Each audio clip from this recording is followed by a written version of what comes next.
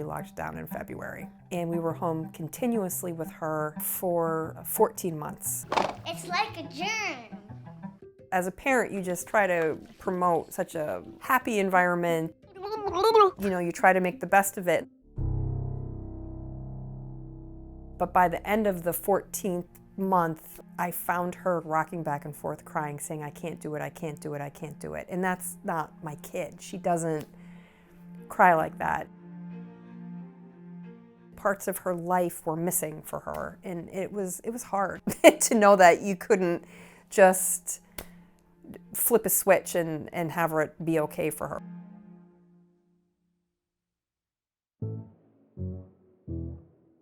In my career, spanning over the last 20 years, I haven't really seen the extent of this. I think COVID really created an environment where children didn't have that social interaction for such a long period of time. It's just part of their life right now. So I think they've accepted it and they're just adjusting with the inconsistency with it.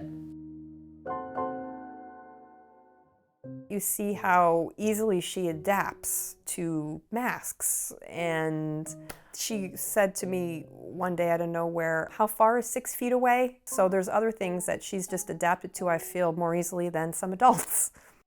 One of the impacts COVID had is that children ended up using a lot of technology during that period, from cell phones to TVs to iPads. I have a phone. Go ahead. Yes! Yes! I can't open. I chose at the beginning of the pandemic to never fight about devices because it was all any of us had for some of those cold, long months.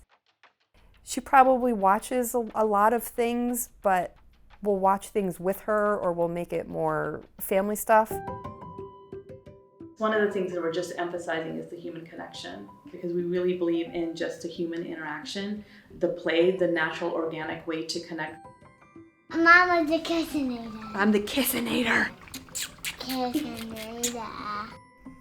I think how you reacted to the pandemic had a lot to do with your kids' reactions to them because they mirror you.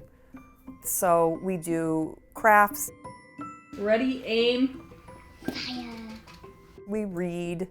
So when I'm reading my book, I'll tell her, I'm reading this book, this is what it's about, so she could see me doing it. We need to recognize that they didn't have a traditional childhood, but what can we do to not make up for it, but to reintroduce it to them? You're just always wondering if you're doing the right thing. You're always looking for other people, and I've noticed now a lot of us mothers are like, well, you've never done this during a pandemic. So it kind of isolates you from your own peer group as well. We need to have stronger resources for parents, just to learn about PTAs or just to learn, hey, how many is too many sports, or what do you do with your child at this age? For us, the pandemic was not all that negative. I mean, we had a wonderful time as a family, but I think the pandemic was the worst thing to happen to a lot of people in their lifetime. That whole taking away their freedom and, you know, it was the hardest thing. It's not that we didn't have hard days or struggles with it, but, well, Hope's my daughter's middle name.